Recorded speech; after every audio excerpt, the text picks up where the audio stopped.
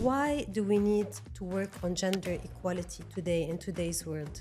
Why is it important? It's a basic, fundamental human right. Gender inequalities are socially constructed. You have a lot of leverage, a lot of power to transform, to lead change. Leaders who are able to impact change on, cultural norms, cultural behavior, belief, stereotypes. They are gender transformative leaders. Men need to realize that a lot more. Gender equality will benefit everyone, as you just said. Now, no country achieved gender equality so far. Promoting gender equality at the, in school as a major focus. And I think that would have such a huge impact. Fanny Benedetti, welcome to QIYADA podcast. Thank you. Fanny, you're a French jurist specializing in international law and gender equality. For more than 26 years, you have been fighting for human rights, for gender equality all over the world, being involved in policy making and international lawmaking. Can you tell us a bit more about the milestones of your career? Sure. Thank you for this kind introduction. It's very nice to hear that. Well, basically, really, it's easy for me to answer that, because what really made a difference, I think, is when I had the chance to participate in, in key negotiations that led to treaties such as the International Criminal Court Treaty, which creates new institutions and thus, are something that's permanent. Also, I participated in the negotiation on the Convention to Eliminate Violence Against Women. Amazing. The convention, the Istanbul Convention, it's called. And that's really a landmark text, because it's the first ever international instrument, legally binding, that's focusing on violence against women and domestic violence. And it was held in the context of the Council of Europe, so it's not all the countries, but it's open to all countries in the world. So it's a very important instrument. So that, really is something that stays, and you feel like, you've achieved or you've contributed to something that's going to stay behind. Yeah, it's very impressive and maybe Well, satisfying Yeah. to be part of real change and real impact in this world. So, Fanny, why do we need to work on gender equality today in today's world? Why is it important? Well, first of all, I think, it's a basic, fundamental human rights. So for me, as a lawyer, as a human rights person, as an advocate also, I feel that argument should be enough, but we all know it's not enough, because a lot of people don't really prioritize that argumentation. And also we have a lot of counter arguments. A lot of people, for instance, and in many cultures everywhere, believe that it's a kind of inequalities, gender inequalities are kind of in a natural order, if you want, like referring to biological differences. But in reality, we all know that, gender inequalities are socially constructed. Of course, we have different biological differences, but they do not induce the difference in treatment, in social conditions, and in abilities and capabilities. Now, the science, neuroscience in particular, has established that, women and men have the same capacities in life, right? So for me, that's a fundamental, a standpoint, to believe that everyone should have, every person, every human being should have the same rights, right? And opportunities. Of course, you also have to convince people with other arguments, but sometimes they can be a little tricky. For instance, we have a lot of data showing that equality is good for society, is good for societies, because the societies where gender equality is more achieved, even though no country in the world has achieved gender equality. So we're all in the same boat in a way on that issue. But the societies that have moved forward have better, life quality, well-being, economies. So that's a good, sign that it's good for society. So you have to also convince, use the argument of the data that is, available, and that shows that, what I just said, that societies are better off with, that are more gender equal are better off overall. So, Yeah, I yeah. can't agree more, and especially that as a scientist, we know that every person is unique. It's not only about gender, and we are all at the end of the day diverse. So Absolutely. I was curious to know, what do you think leaders can do today, or what is the role, but more of a responsibility, I think, today of leaders to ensure gender equality, at least in their companies? Well, everywhere, I think leadership is the most impactful for transformation, for impacting change. When you're in a leadership position, you have such a big responsibility in this regard, as in other issues. But you have a lot of leverage, a lot of power to transform, to lead change. And for me, leadership is that. That's the definition of leadership. Is someone who is in power to conduct change, so structural change, societal change. For me, that's who a leader is, really. Indeed. So it doesn't mean that leadership is not defined by your position in society or in a business. It's designed by your ability to change people's mind, to make them follow you in the right direction, right? Yes. In a positive sense. So, for instance, in gender equality, of course, we call it really gender transformative leadership. And leaders who are able to impact change on, cultural norms, cultural behavior, belief, stereotypes. They are gender transformative leaders. And there are not so many, there are a lot, but in the business world, it is difficult to find, actually, and still now, because people tend to believe in processes. Processes are important, Yes. but they're not transformative per se. They're not. And it's always often the easy answer to put in place a process, and then we can relax and step back on a difficult issue, because gender equality is a very difficult and structural, issue. But it's never enough. It's good, but leading by example, and putting it as a priority, as a transversal priority, and not just, a side thing, that you can do, that's nice to have, It has to be part of everything that a company, an organization, a structure does. So usually what works is what I call a two-pronged approach. Yes. So you have to mainstream the issue in the activity of the company, in internal and external issues. So it can be, in human resources, of course, it's obvious, in gender parity, mentorship, promotion, equal pay, all these issues. And external, meaning in the business itself. How do you take into account, in the business, that factor? How do you pay attention to, for instance, corporate social responsibility in relation to gender?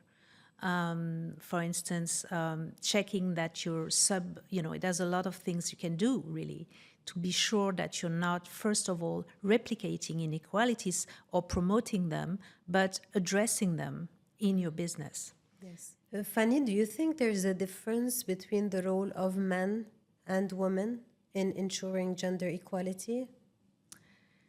Yes, of course.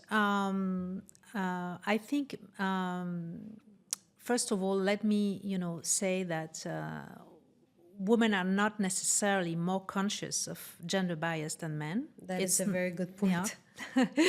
A lot of times, there are, women who equally perpetuate inequalities and stereotypes. And yeah, it's very frequent, I would say.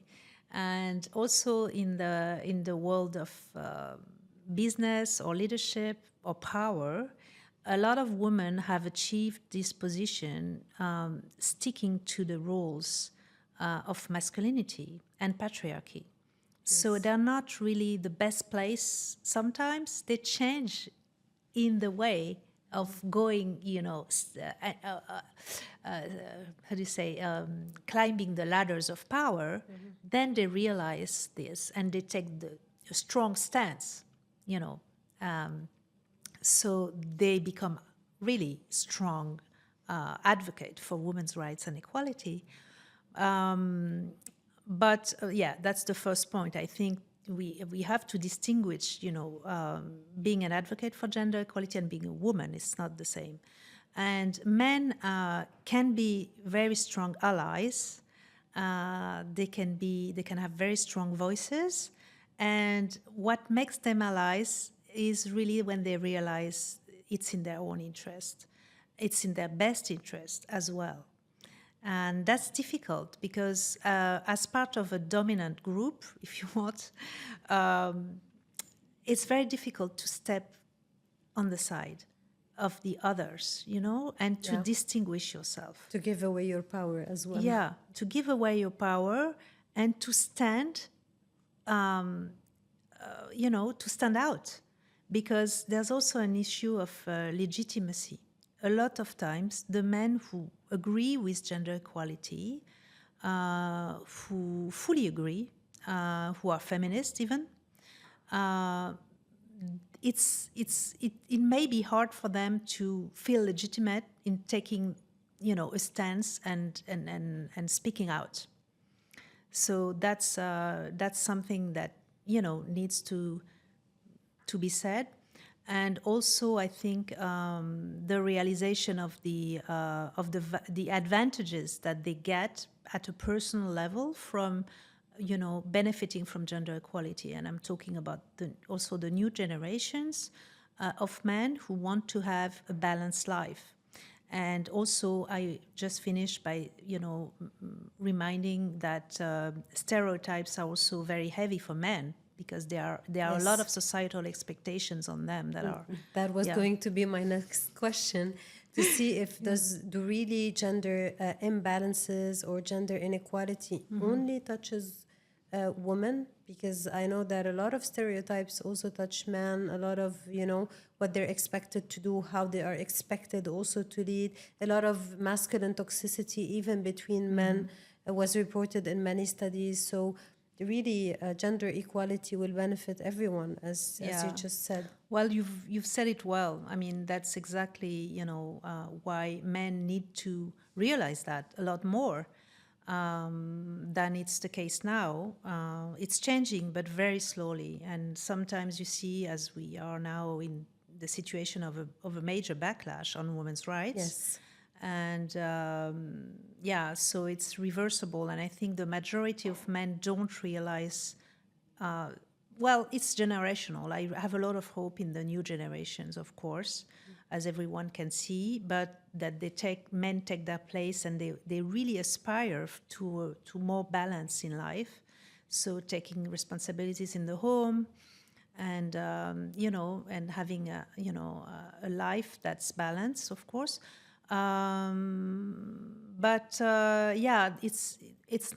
It's still very difficult for them to speak out, to be very strong allies, and to because the society's expectation on them, as you said, are very heavy. In the workplace, for instance, it would be more difficult. It's documented for a man to take parental leave easily, to have also maybe a bit shorter work days, and to or to be known as soft, or Yeah, emotional absolutely. as Yeah, well. It's a yeah. taboo, To or show. showing vulnerability. Yeah, Yeah. absolutely. And funny, most of these stereotypes are unconscious. Mm-hmm. So when you draft policies or when you advocate and work, how do you tackle the unconscious biases that we all have? Well, if we knew how to do it, I think we would. It's a very, very hard, question. I think by naming them, by naming them,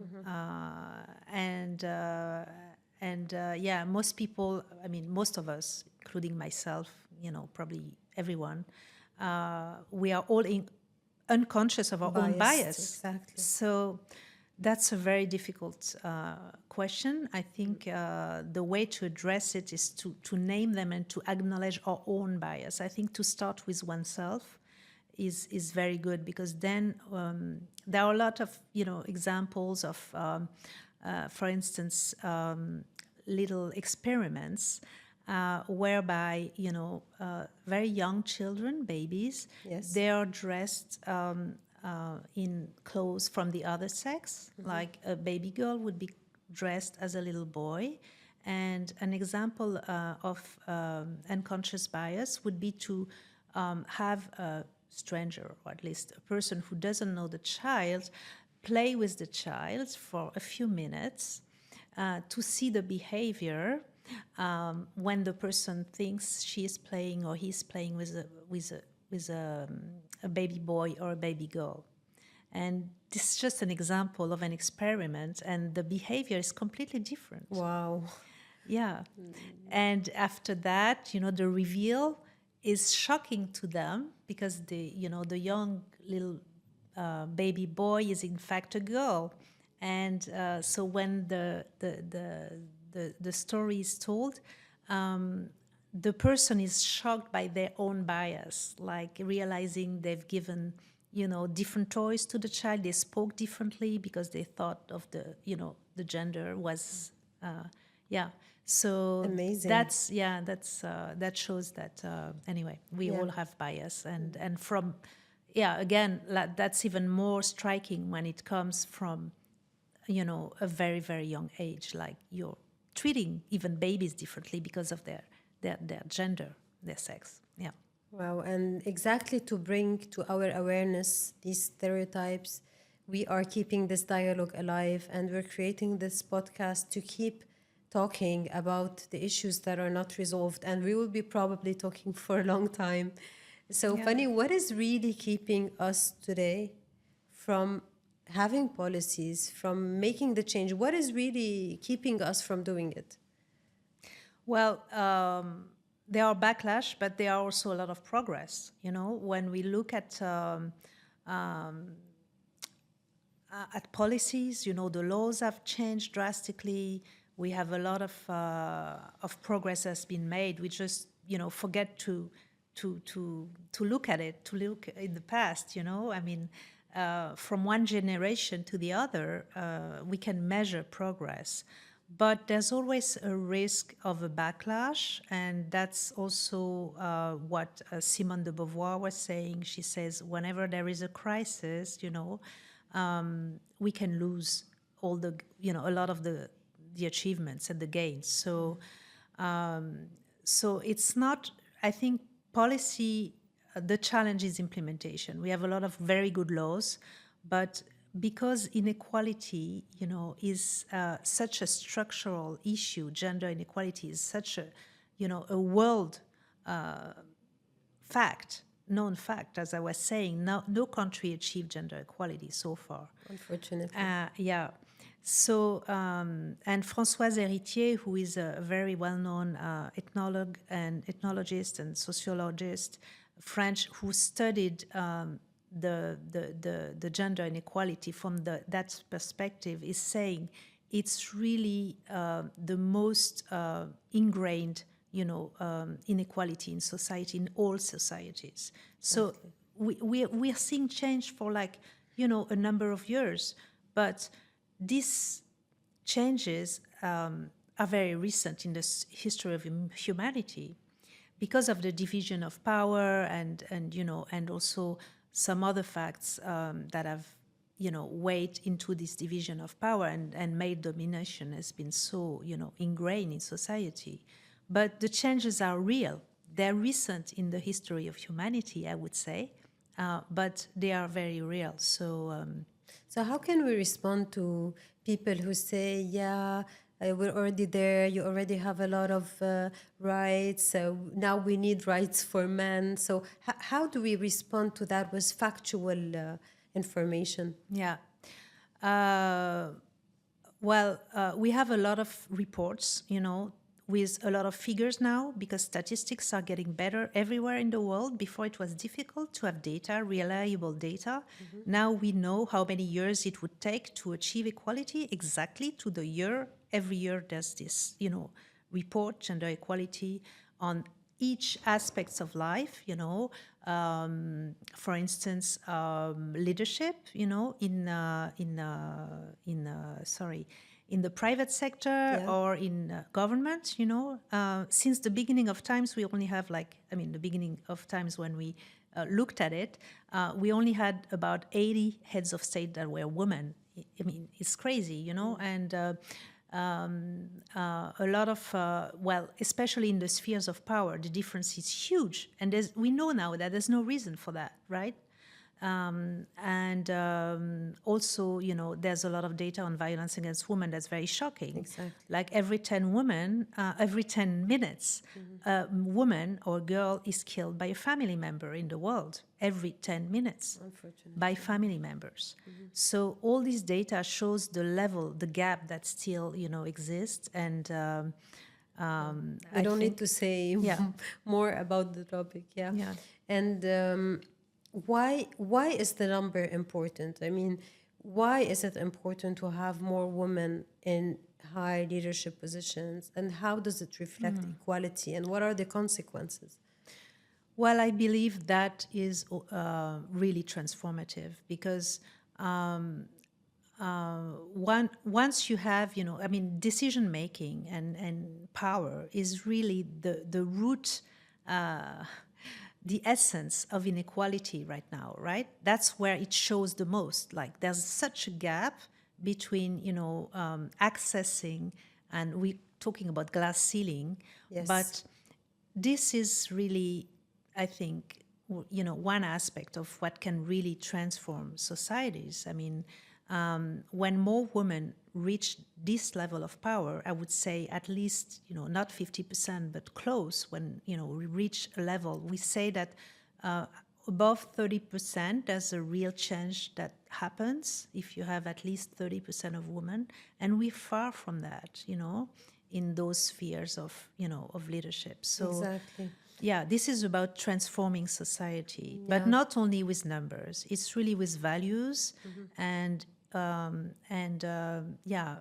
societal transformation begins also with, that's also something that I value a lot, with the capacity to challenge oneself and to look at oneself.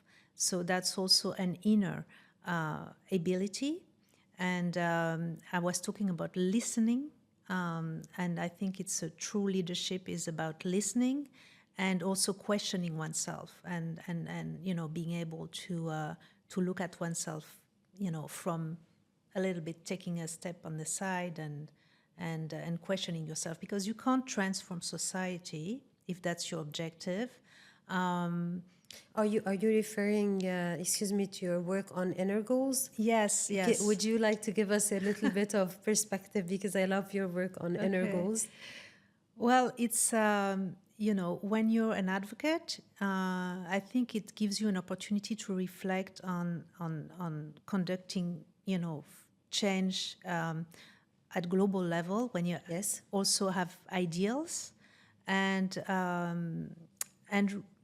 being idealistic or having, objectives for to change society, led me to question that point of, true transformation. If we want to achieve the SDGs, the Sustainable Development Goals. Well, I think we have we cannot change society from the standpoint where we where we created the problem, basically. That's also a quote from Einstein, I think, and it's so true. So you have to reflect really at a deeper level about what led you to that point of inability to lead change, and that to me requires a capacity of looking backwards to yourself. Inwards to Inwards, yourself, sorry. yes. Yes, inwards. Yeah, absolutely. So change starts indeed from within. From within, absolutely. That's so true, yeah.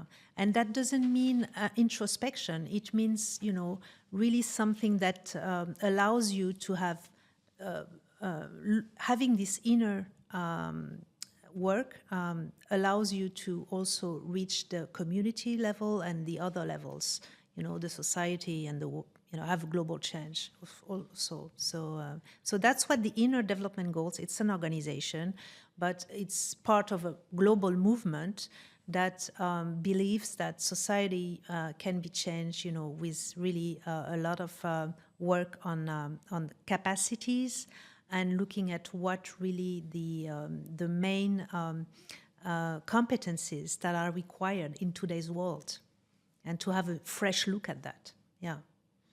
Amazing. Fanny, you advocated your whole life for other people. I'm very curious to know, what were your personal challenges in this leadership journey? Basically, I'm still very, I don't believe I have achieved a lot. I'm sorry You're to very say that, humble. but Sorry no, to say but that. it's true. And I think, That is, by the way, a characteristic of women yeah, leaders. that's not always good. as well. Yeah, I know. But I don't believe it's a bad thing, of course. It's humility. Yeah, I don't believe it's bad. I believe it's better, actually. But sorry, I forgot the question now. The question was, what were the challenges that you faced in your leadership journey? Well, okay. Basically, I think when you advocate for gender equality and you are in institution structures that are basically, very, very male dominated, you are finding yourself very often in a conflict of values. And that's very, how do you say, uncomfortable. So whenever you are in the professional world, but also it can happen in the family, it can happen in the community, and that, I've had quite difficult times sometimes, because you feel uncomfortable in structures and institutions that are patriarchal. So that's something that you must accept, to feel that discomfort and to understand where it comes from. And that's why I was thinking also of the inner dimension. You're uncomfortable, and it's okay. And you have to, it's not you have to endure, but why it's there, and it's for a good reason. Yes, I was very inspired. In one of your interviews, you said, in these circumstances, I always reminded myself, who am I doing this for? And then I'm doing it for the women. So it kept you going and going. So I really admire how you overcame these challenges by keeping focus on the impact you're doing and the people you're helping, actually. Thank you. I do. Yeah, it's again, I think you have to keep very humble, also perspective on what you can achieve. But that's my starting point. I also do it because I love this work. I love this issue. I think it's never you never get tired looking at issues like this that are so central to our societies. So sometimes I'm thinking I could do something else, but then I'm like, I can't get tired of that issue. So that's wonderful to. Yeah. This is why we need to keep the discussion alive. And yes, thank you so much for the opportunity. Thank you very much. It was a great pleasure to have you here. Hiba. We're very honored, and it was a really good discussion. Thank you. Thank you.